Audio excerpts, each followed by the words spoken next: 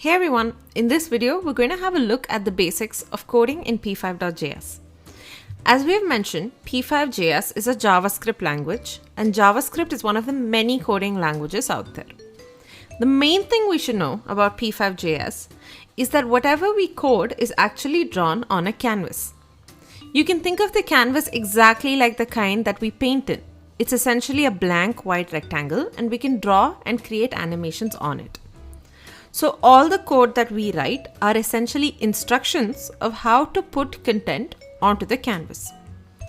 And to start off, you'll notice that there are already two blocks of code in the editor called setup and draw. These blocks of code are referred to as functions. We'll get into the details of functions later, but what is important to know is that any code that is written inside the setup block, that's anything that's written within these two curly braces, will run once in the beginning when we press play. And any code that is written inside the draw part, that is inside these two braces, will run continuously forever, meaning that it will keep repeating the instructions inside draw till we explicitly ask it to stop. Now let's have a look at what's happening inside the setup function.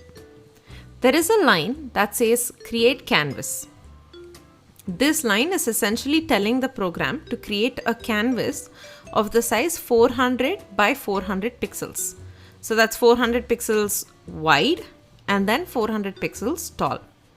A pixel essentially refers to the smallest unit on a computer screen. So create canvas is a special function that is defined by P5.js that we are using. It always expects us to give two values, the width and the height of the canvas that we want.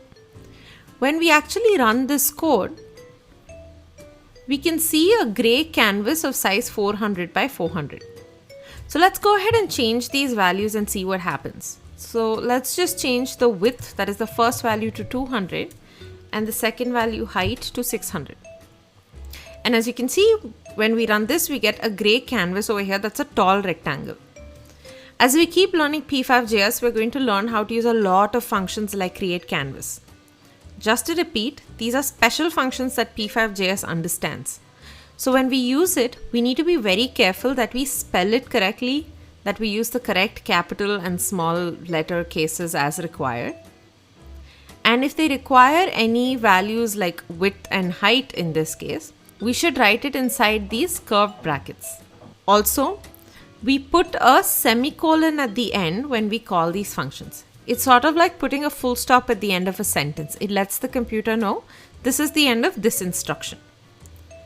And this line over here, background 220, is what gives the canvas a gray background color. We'll discuss more on this in our upcoming videos.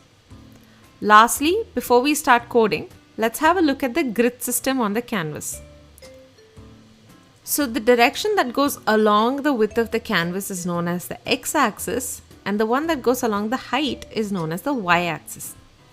Now every point on the canvas can be described by its x and y value. So let's take a 400 by 400 canvas like this. This top left point over here is the origin, or you can think of it as the starting point. Its x and y values are 0 and 0. As we move down the value, we're essentially moving along the y-axis and the y value keeps on increasing till we reach 400. And as we move to the right, the x value keeps on increasing until we reach 400. So every point is basically described by saying its x and y value.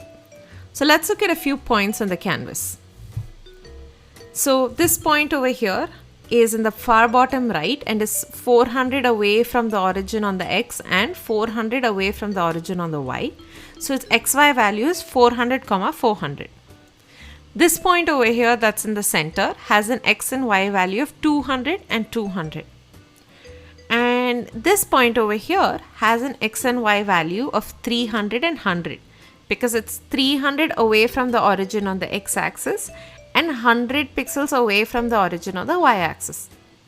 So practice reading this grid a bit because knowing how to calculate this is very important, as this is how we will be telling the computer where on the canvas it has to draw. So there we go. In this video, we've learned about setup, draw, and the canvas. Next, let's have a look at how we can draw simple shapes on the canvas. So see you in the next video.